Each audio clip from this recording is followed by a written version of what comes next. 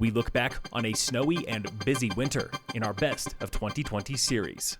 Phil Lindemann with your news from Avalanche Physical Therapy on Krystal 93. First, Breckenridge Rec Center is 5-star certified, back to 25% capacity after 5 weeks at just 10%. Guest Services Coordinator Nick Wilson. While we were filling out the application, we actually realized we were already following a lot of the guidelines that the 5-star program is allowing. Since June, staff has been cleaning surfaces 10 times daily between sessions, and they've been cranking up the HVAC system. Fresh air is coming in almost every second, 24 hours a day. Wilson says day of reservations have been impossible lately and hopes that getting back to 25% will make life easier on patrons. So we feel confident that it's still safe in here, but we're going to be able to get some more people coming in. Other rec centers, including Silverthorne Rec Center, are also getting 5-star certified. Call your favorite fitness center for details on capacity.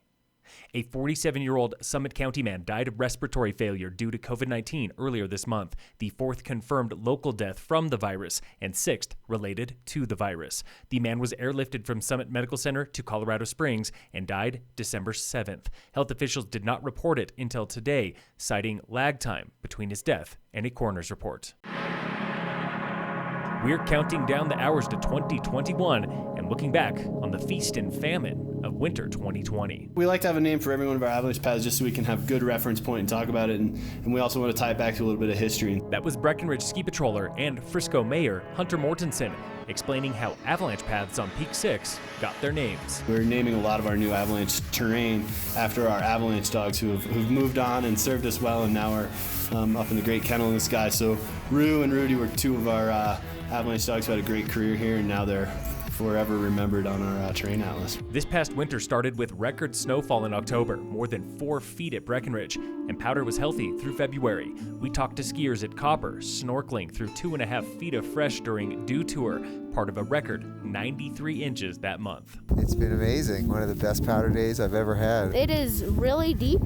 Up to your chest. Jamie Yount, Winter Operations Manager at CDOT, explains what it takes to keep I-70 open midwinter. We operate 24 hours a day when it's snowing on that highway. The I-70 mountain corridor is really like a lifeline for commerce, for commuters, for recreation. The bottomless February turned fatal when 9 people died in just 10 days.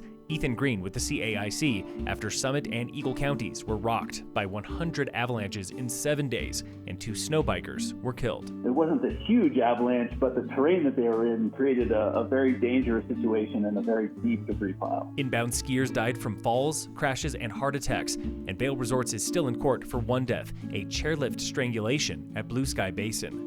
To show a little love to our lifties, Krystal 93 launched Free Glove Friday, gifting a pair of Kinkos to a lucky lifty once per week, all season long. I got the Kinkos on right here, got another fresh pair.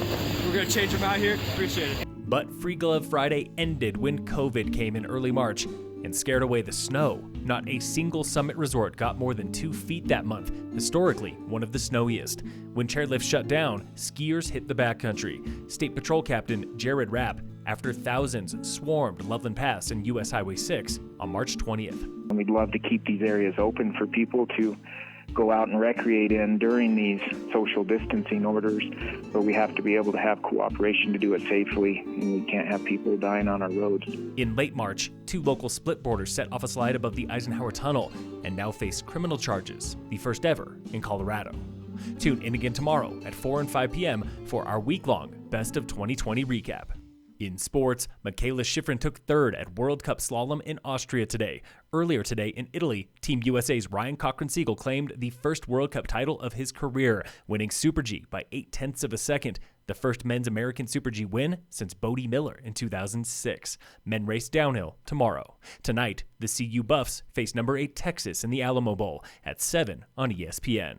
And in local sports, brought to you by American Family Insurance, the Weiss Agency, holiday ski reservations are nearly booked solid now through Sunday at Breck and Keystone. But keep checking back, you might get lucky. Parking reservations at Copper are full through Sunday. Reservations are not required for pass holders at A Basin and Loveland. Phil Lindemann with your news from Avalanche Physical Therapy on Krystal 93.